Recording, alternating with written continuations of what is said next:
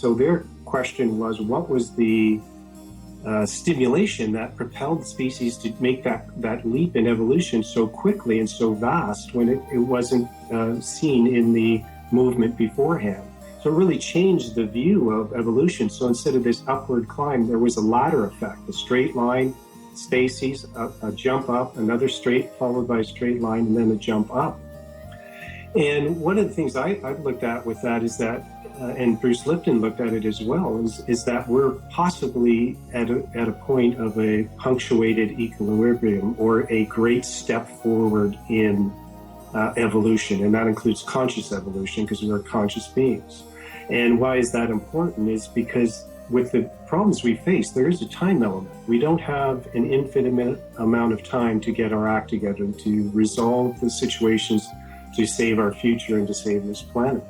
So what is the stimulus now that is potentially activating this punctuated equilibrium? Hello, I'm your host, David Minot II. Did you know that humanity's on the verge of a great breakthrough? It's true. Just ask our guest, Gary Dorko. You'll see Gary interviewed by Cielito Pascual on a podcast we did called Share-on-the-Air Radio. Now, Gary Dorko is a man with a keen interest in esoteric studies, as well as the intersection between science and spirituality, a subject that's finally receiving some much-needed attention. In the past, you may have thought that these two, science and spirituality, were in conflict and competition. At last, the truth is emerging that conflict was all an illusion, and that in reality, the two were cooperating and in sync. But this points to a number of exciting possibilities that mainstream science may have missed. And these include that modern science has finally caught up with esoteric science and theory.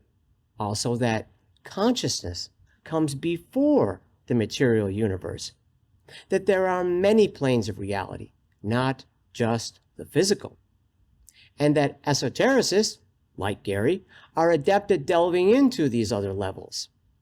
And that besides the three scientists and biologists that Gary Dorko will mention today, there are many such scientists touching upon and studying these very realms.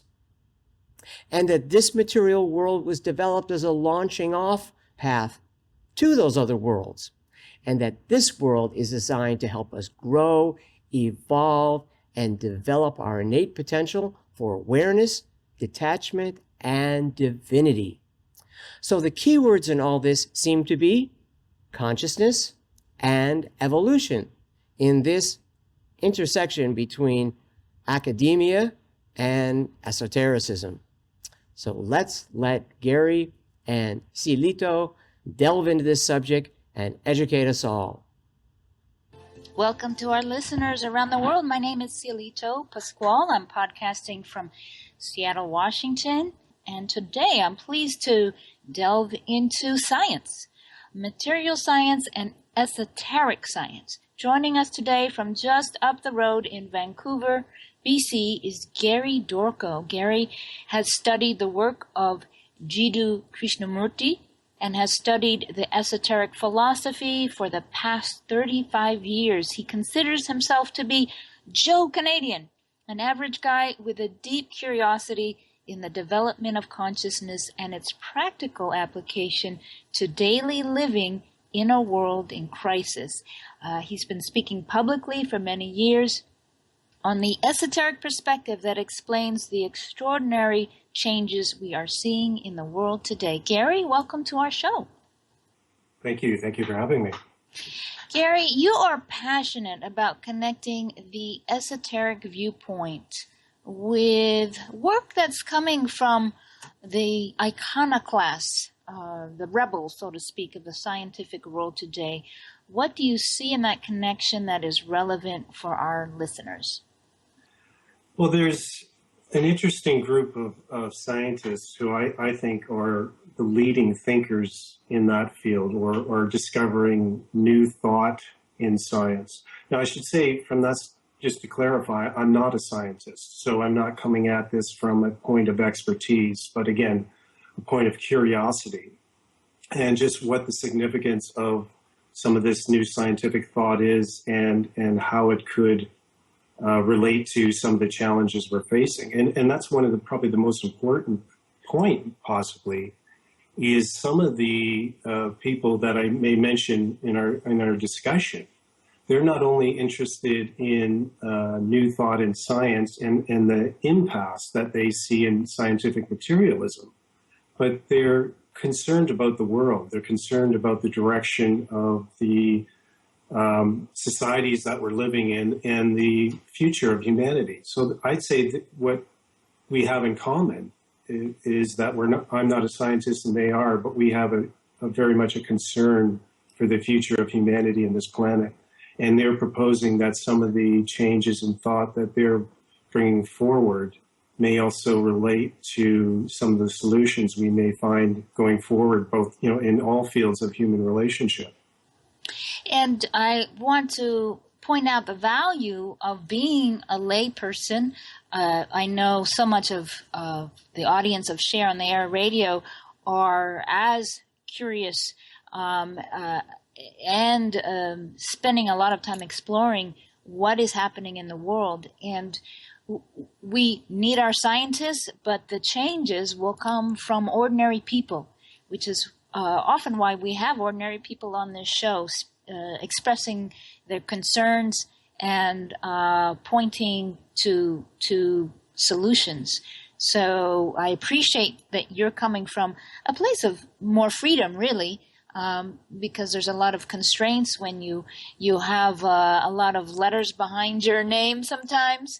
So let's talk about esotericism, science, or science and spirituality. Oftentimes we think of them as separate realms, but the esotericist says we can't have one without the other. We can't have science without spirituality. We cannot have spirituality without science. Why do you think that's so?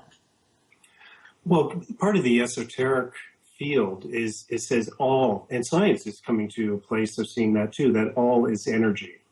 And so you can't separate materialism or the dense physical matter apart from that energy field that in which it has its being and its life source. And you can dissect an animal and look at a specific part and find out some interesting things about it, but you can't then put that animal back together and make it alive. There's something else that it lives within a field of life. So science has to come back into being the science of life and not just the science of the reductionist, materialistic viewpoint that you keep reducing things and look at it in its smallest form and you discover what life is all about. There is a larger aspect to it.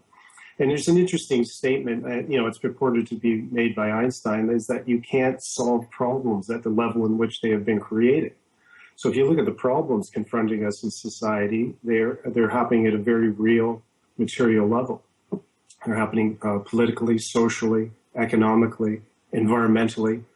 And how are we going to resolve those problems? We have to bring in a different perspective, and at all levels, including science. And we probably each of us had that kind of experience where you're trying to resolve a problem and you're so ensconced in it, you're so tied into it. You go for a walk, you take a break, or you say you're going to sleep on it, and new ideas come in, new energy comes in, a new perspective comes in, and sometimes a new solution comes in. So that is part of what we need at this point too. And it's not a question of just throwing out the baby with the bathwater. We don't throw out all material science. Science has its realm in the material form, but there's other aspects to it.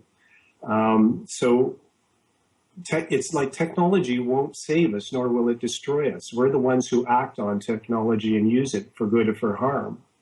So we'll definitely use the material technological science, to clean plastic out of the oceans and to do all kinds of marvelous things. But that alone won't resolve the crisis that we face today in every aspect of our society. And you mentioned relationship. It is a transformation not just in science, but in our relationship with each other, our relationship to how we view other forms of life on this planet. The environment is certainly a tremendous concern, which is why I mentioned the rainfall at the opening here. And you're not far away from me, and you are seeing the same things on the Cascades, Cascade Mountains, as I'm seeing. There's much less this past summer. We saw much less snow, almost no snow in the mountains. So there's much to be concerned about. And it does sound like a major endeavor to bring all these different strands of thought together so that we can restore the planet. What do you think challenges the scientists most about breaking from the status quo of what's prevailing in science, and why do you think certain scientists, that we'll talk about them, why do you think they're speaking out today? Well, first and foremost, I think they're speaking out because of the dangers we face. I think they have a great concern for the future of humanity. So they are speaking out in that regard. And why it's so difficult, I think it's not just in the field of science, but any new thinker will face the challenge of the status quo, where we seem to get very familiar with a level of thought or a way of life.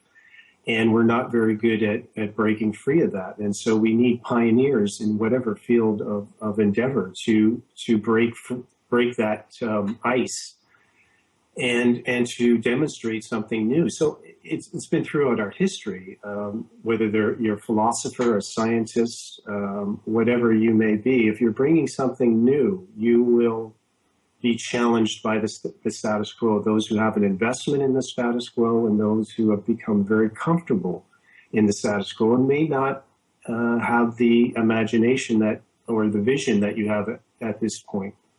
So that's you could look at every aspect of our history, and that happens and occurs everywhere in every field of endeavor.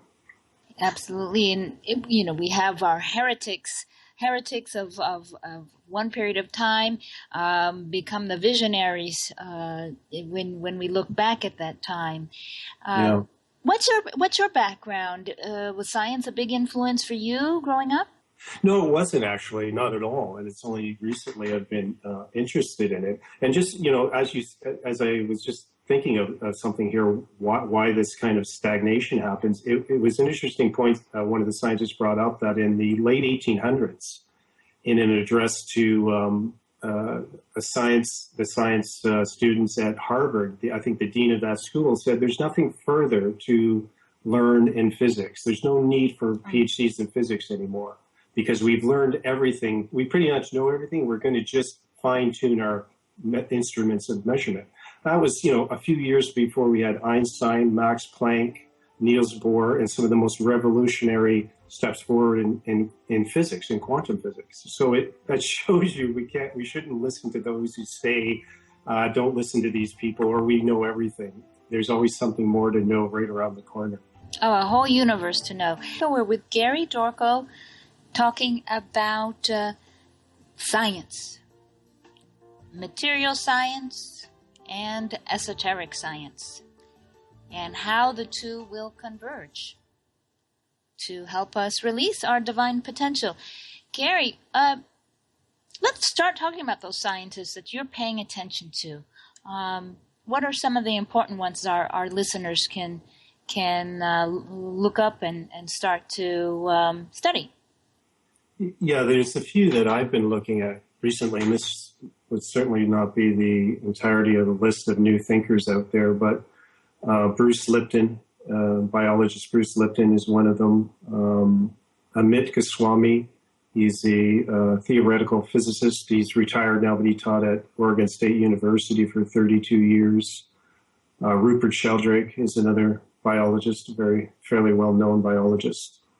Those are some of the three that I've been really looking at recently, because they have some very interesting things to say. And they do have many books published about not just science, but one of the gifts these fellows offer is they bring their enormous knowledge, and they're all, leading thinkers in their fields, PhDs, but they bring that enormous life of study and experiment into the everyday language for people like me to understand, discern, and take it in and see its relevance.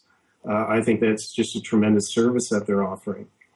And one of the things, Bruce Lipton is one of the scientists I've mentioned, and just before the break, you were talking about, how are these folks being challenged. There's an interesting audio book that I got from the library, and it's probably available in book form and other forms in the internet, ebooks. It's Bruce Lipton having a conversation with Steve Behrman, and it's called Spontaneous Evolution. And in that, he speaks about a lot of things, but what he speaks about is also, he gives a very interesting depiction of the history of science from the 1500s to today, and how it has come into such a material format, or how it's become so material and exclusive of everything else. And there's events throughout history that have influenced that, and even various people have influenced it in a way sometimes that is excluded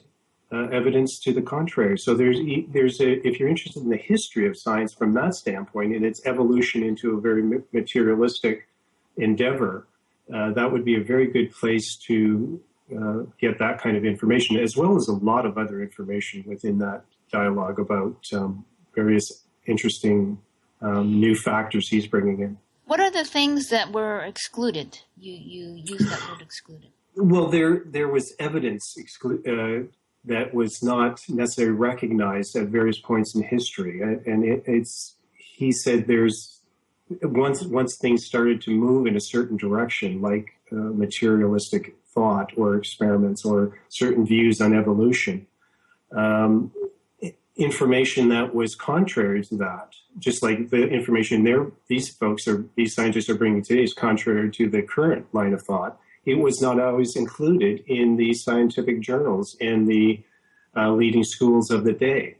So he said it's not as science isn't always as open as people perceive it to be, that it's always based on fact, that it's irrefutable. He said it's also based on viewpoints, opinions, and it's influenced by a number of factors. Rupert Sheldrake has said the same thing. The both of them have said that science in some ways has become like a religion, materialistic science, because it's so predominant that anything that challenges it is either attacked or brushed aside as not relevant. I was watching Rupert Sheldrake. That's a new name to me. I was watching an interview with him on YouTube. There's a number of videos one can find. Sheldrake, Sheldrake, and he mentions the top 10 myths. Maybe you can mention some of the myths that he points out that have to do with the materialistic science.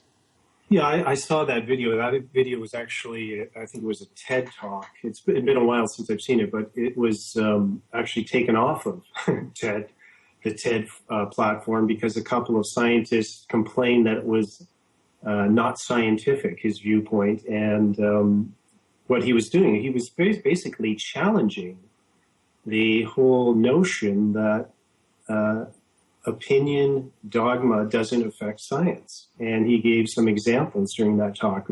If people are interested, as you say, it's not on TEDx anymore, but it's other people have put it back up on YouTube, that particular 18-minute conversation where he's challenging the openness of materialistic science and what he calls some of the more militant atheists or militant materialists who discount or attack anything that is contrary to the views that they're putting out, rather than having a dialogue about it, rather than having an open dialogue and looking at scientific evidence.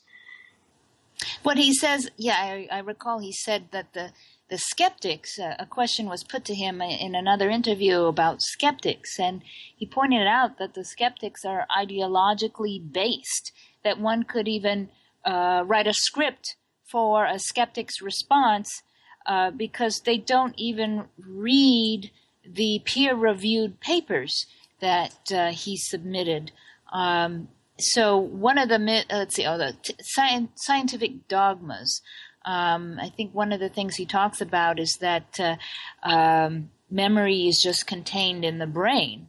That's a dogma where he disputes that what does he call it? Resonance. I made a note here.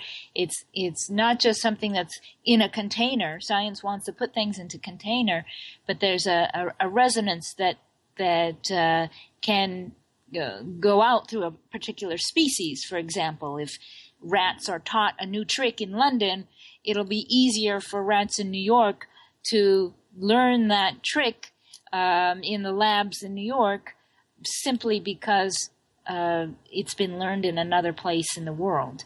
Yes. That the thoughts aren't just in the brain matter of the animal.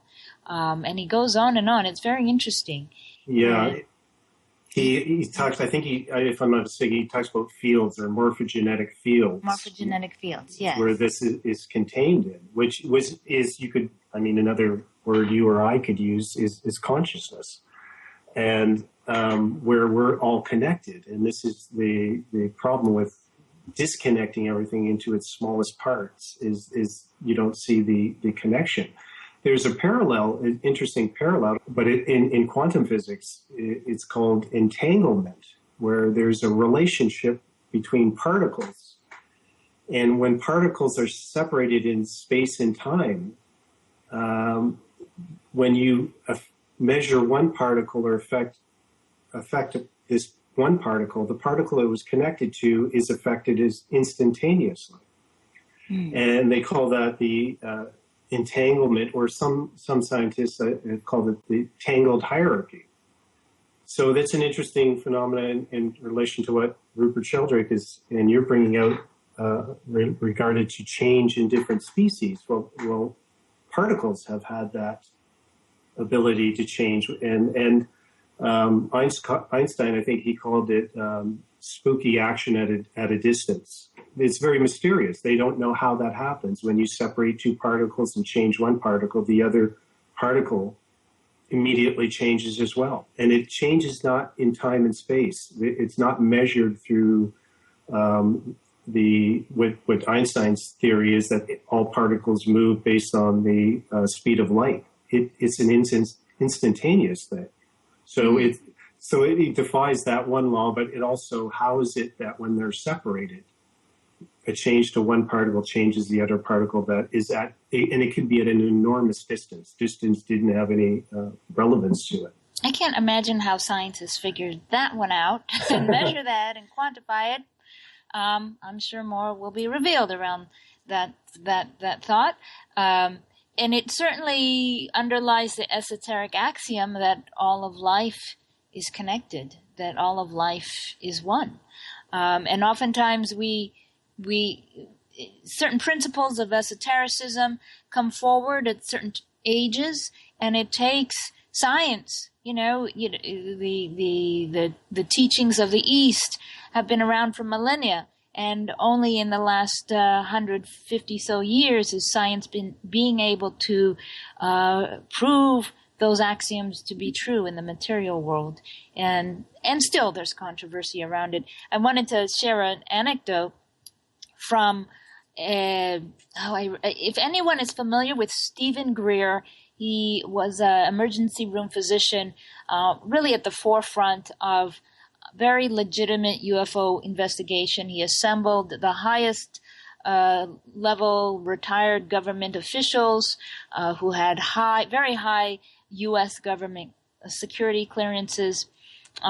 Some years back, he organized a press conference that I attended, and there was one pilot, a very high-ranking pilot, who was part of a crew of an aircraft flying, I believe, from Nova Scotia to the U.S. And as it was a many hours flight. at a certain point, a massive UFO started flying alongside the craft. And there were 24 people on the plane. They all rushed to the windows to look at this UFO, except for one man who was sitting on the opposite side of the plane. He was not getting up. And this pilot asked him, "Doctor, aren't you interested to see what's going on?" The psychiatrist said, "I don't believe in those things. I'm not going to look." So he literally just chose not to look because he didn't believe in it. So that seems to fly in the face of science being curious. So I'm sure there are many episodes of that going on where what's in front of people's eyes are denied. But fortunately, we have thinkers like Bruce Lipton and Amit Goswami and Rupert Sheldrake and many more who are pointing out what is happening in the world. Returning to our conversation on science and spirituality, Gary, let's talk about every guest we've had. I think this is show number 19 or 20 now, and every guest we've had has come across the information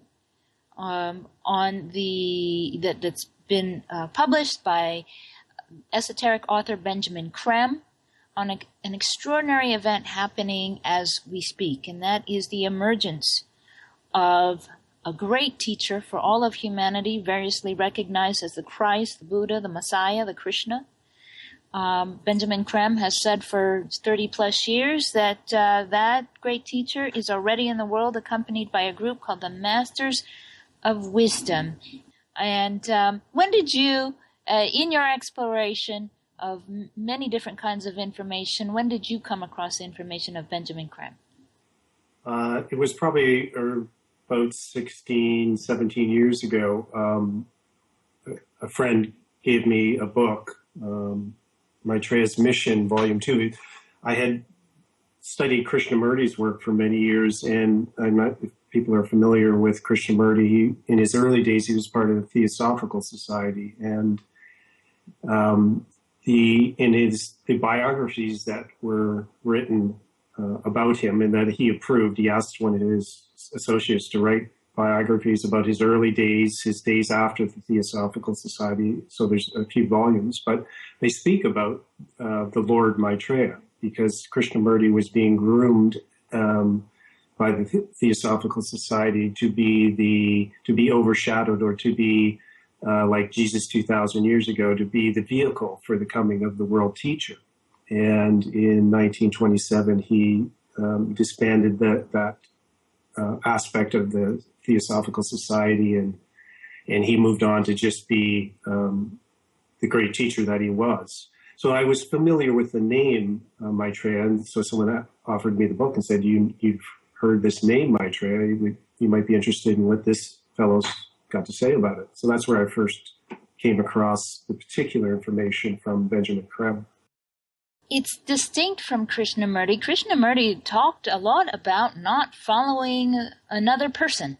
Right. And Benjamin Creme talks about the emergence of this world teacher and the Masters of Wisdom, so it sounds like we're talking about following a leader. Right. How did you reconcile the information in your mind? Well, it was definitely a process. I mean, when I started reading Benjamin Creme's book, there were things in there, you could say, I being a Krishnamurti devotee, I mean, none of us consider ourselves devotees, particularly if you read Krishnamurti, or scientific devotees. Everyone relates to what they read and feel a kinship to. So I definitely had some initial reactions to some of the information, but there was so much of it that was practical and down to earth and resonated with much of what I was experiencing, and also twigged my curiosity of possibility. So it was definitely a process.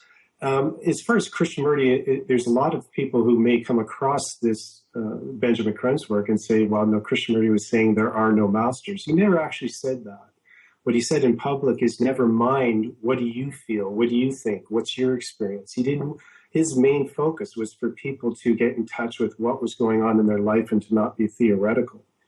But in his, again, if you read his private, the biographies, there's times where he he does when his close associates are speaking about the masters, he doesn't say they don't exist. In fact, he sometimes doesn't, he doesn't speak about it a lot, about his experiences, but there are indications that he was having different experiences that he felt were more private and not really related to his body of work.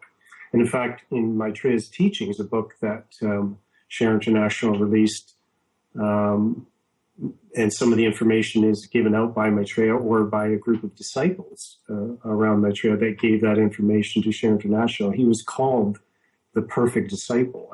So he was doing his job, and his job was to, get people to understand themselves and their relationship with each other and consciousness.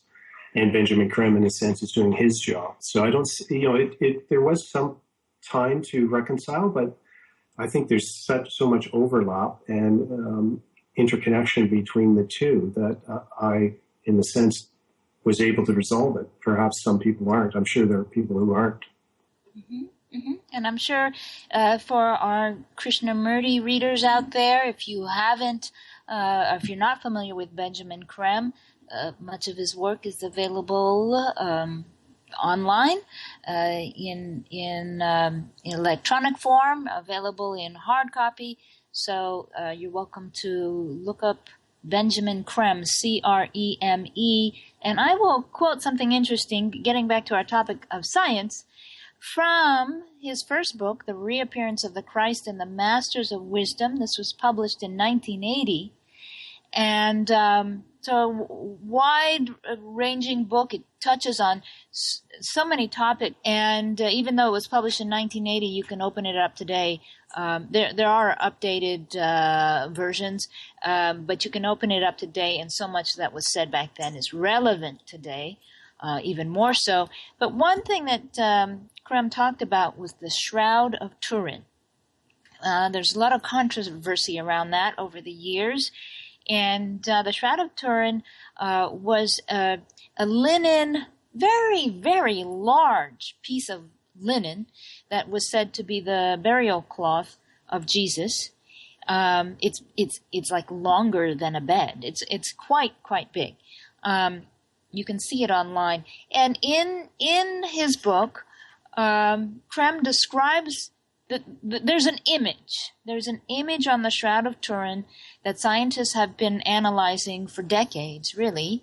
And it is kind of a shadowy figure of a male body. It's life size. And so many believe that the image, which is a photographic reverse image, was actually created at the moment of resurrection. So this is what Benjamin Creme says in his book. Quote, the high spiritual downflow from the Christ into the body of the disciple Jesus caused the ionization effect and produced the negative on the shroud. And in this way, it is, as it were, scorched onto the shroud, but only on the surface. It is exact in a way that no photograph could be, and it appeared whether the shroud touched the body or not. It was an ionization of all aspects of the body with the wounds and the blood and everything else. Now, 8 years later, scientists used carbon-14 dating. It was in the news quite a bit. There was quite a process, and after some dramatic months, these scientists declared the shroud a forgery. Now, people thought that the issue was put to rest at that point, but in 2012, scientists from Italy spent 5 years, that's a considerable amount of time and money and resources, trying to reproduce the shroud's image using short and intense bursts of ultraviolet radiation. So I'll just quote from the lead the lead researcher. His name is Paolo Di Lazzaro. He said, we have shown that the most advanced technology available today is unable to replicate all the characteristics of the shroud image. As a consequence, we may argue it appears unlikely a forger may have done this image with technologies available in the Middle Ages or earlier. The probability the shroud is a medieval fake is really low. So I think that's a really interesting approach by science to continue to be curious, to continue to replicate a condition, and then to admit we couldn't do it, and how could they have done it in the Middle Ages to fake it? It doesn't sound like a practical science. Why would this be a practical endeavor? It's handling something from eons ago. What would you see as something? What would you see out of this continued research that would be applicable and relevant to today? You mean in the particular research relative to the shroud? Yes. Well, I've read various reports too on carbon testing and whatnot. I think what it does is demonstrate, again, different opinions that scientists have using different experiments and getting different results. And part of it is whether there's the open-mindedness to get the results that you're not looking for. And I think that's part of the thing that Rupert Sheldrake speaks about in science that he has felt is really limited, is there isn't as wide open a reception. And even when experiments are being set up, sometimes they're set up to moving in a certain direction because, in other words, you're looking for the result that you want by setting up the experiment in a particular way.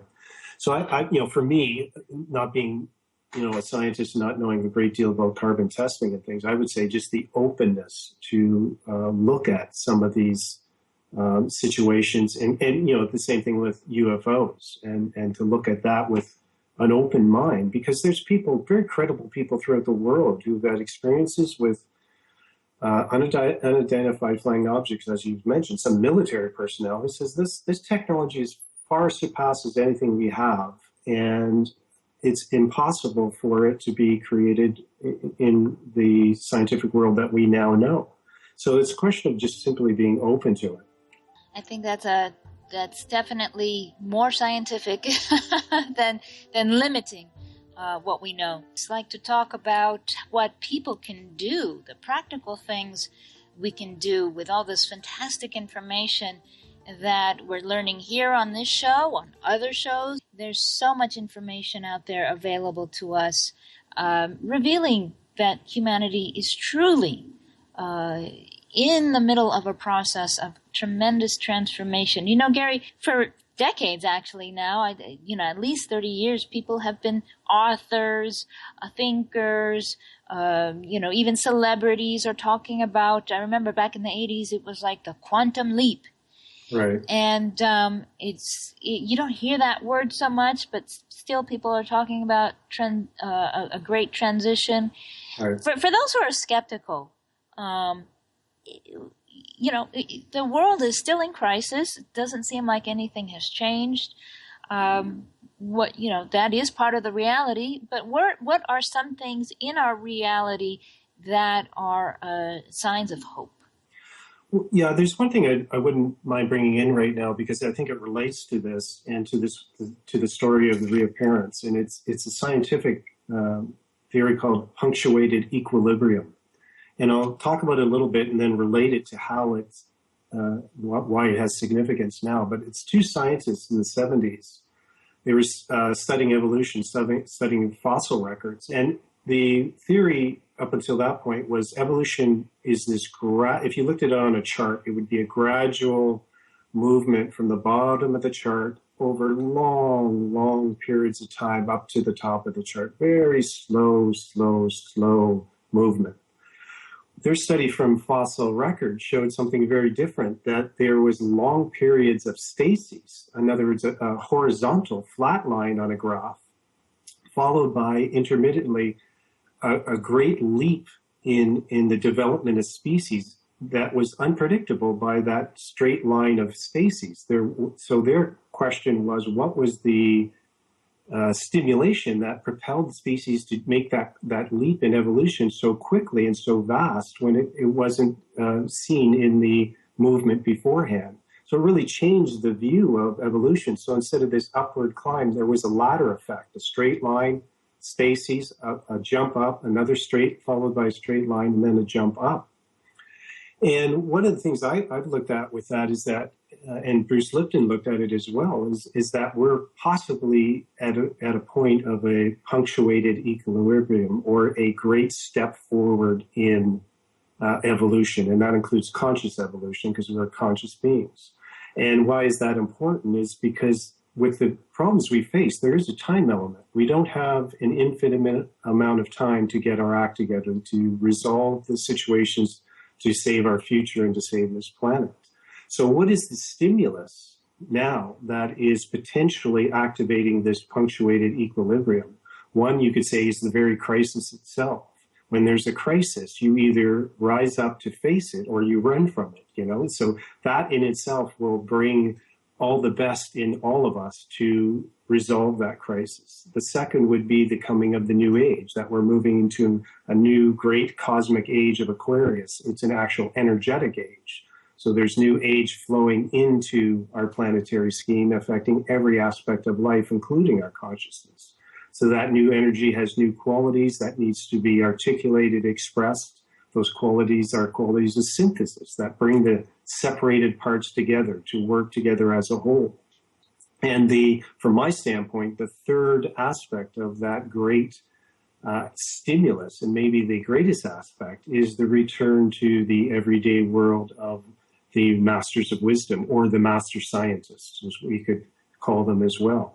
So this return from their ancient retreats is also bringing a great energetic stimulus to humanity, because their consciousness has expanded to include all levels of energy on this planet, on this planetary scheme. So the very physical act of them moving from their ancient retreats into the everyday world is having a great energetic stimulus in consciousness.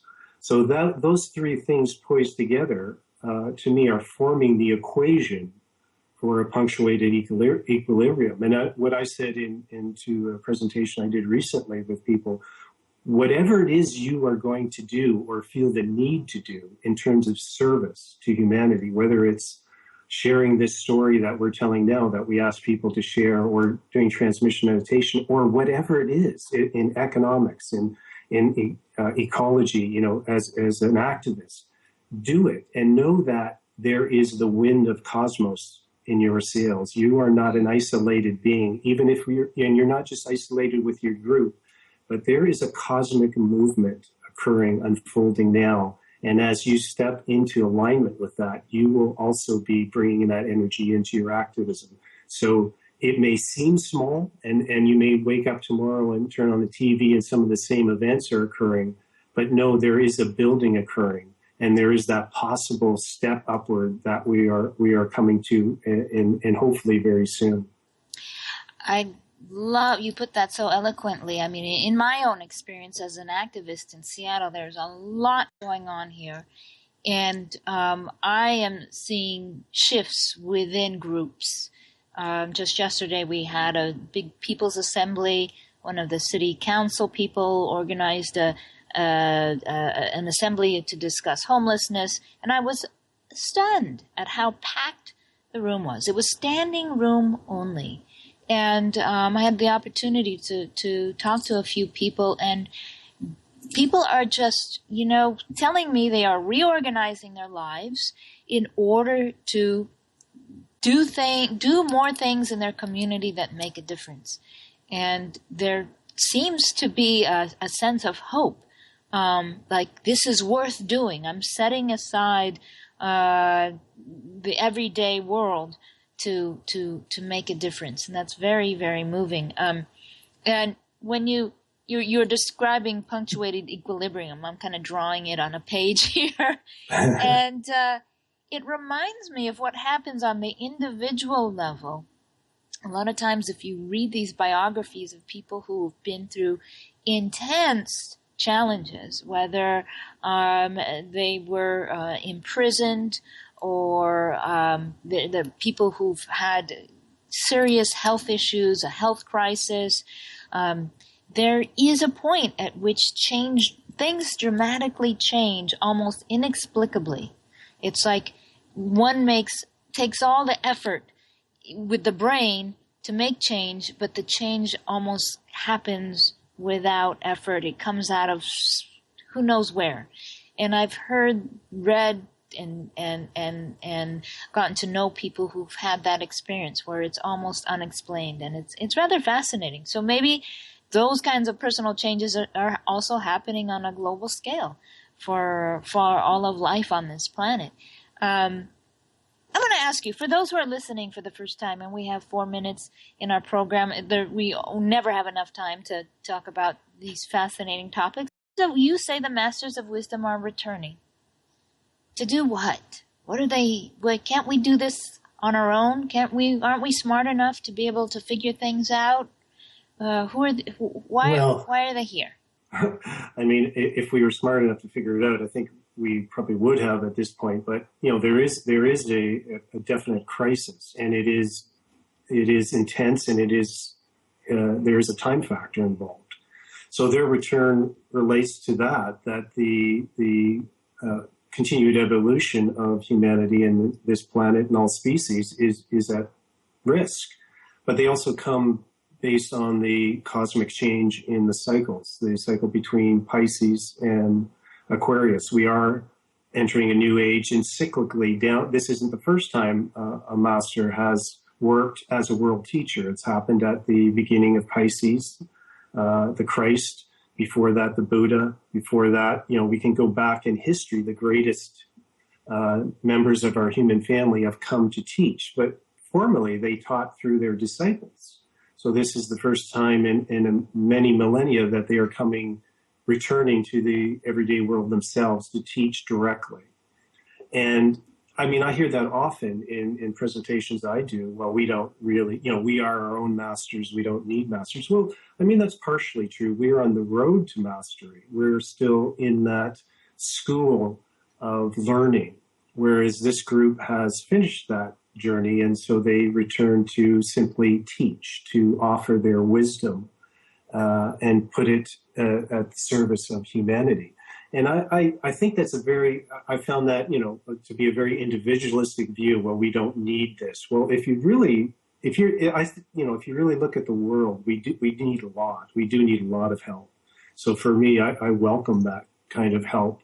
And the sooner the better, because as I said, there's a great deal of suffering on this planet. And we're fortunate enough to live in a society where much of that suffering is mitigated, although it's increasing. But throughout the planet, there's people living on $1, $2 a day, living in war-torn, terrible situations. So as much help as we can get to resolve the crisis that we face as soon as possible, and to begin to live as we are meant to live and evolve in consciousness and understand the art of living, and not just live in this crisis management situation. I think that's the basis, and that's the basis to me of why the masters are ultimately returning, is to teach the higher way of life, the art of living, not just crisis resolution. That's the short-term goal they have because it's so immediate, but the long-term goal is to teach us all how to be masters. That's a beautiful sum up of a very extraordinary story. Our listeners can visit Share-International.org for the entire story. Thank you so much for joining us. And here is a prayer for the new age. I am the creator of the universe. I am the father and mother of the universe. Everything comes from me. Everything shall return to me. Mind, spirit, and body are my temples for the self to realize in them my supreme being and becoming. As most of us are aware, our world has arrived at a moment of profound transformation.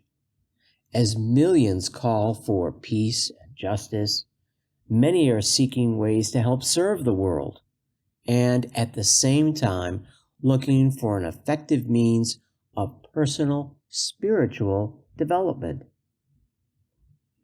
Transmission meditation is a way to do both. Introduced in 1974 by a master of spiritual wisdom, Transmission is a group meditation that makes available the benevolent energies pouring into the planet in an ever-mounting rhythm and potency.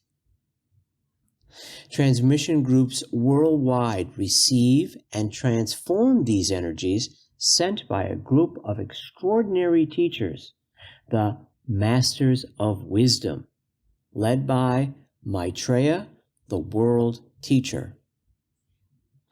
Thus stepped down, these energies can be used in the betterment of all life on earth.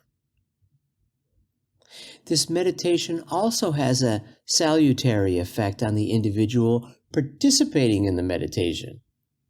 It is safe, scientific, non-denominational, and will not interfere with any other religious or spiritual practice.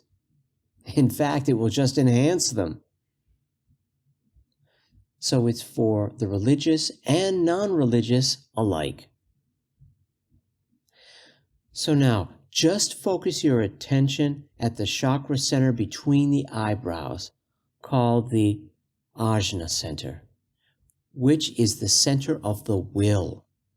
And let's read together the great invocation and meditate as long as you wish, holding your attention there when it drifts away by thinking Om silently, inwardly. The great invocation. From the point of light within the mind of God, let light stream forth into the minds of men. Let light descend on earth. From the point of love within the heart of God, let love stream forth into the hearts of men. May Christ return to earth. From the center where the will of God is known, let purpose guide the little wills of men, the purpose which the masters know and serve. From the center which we call the race of men, let the plan of love and light work out, and may it seal the door where evil dwells. Let light and love and power restore the plan on earth.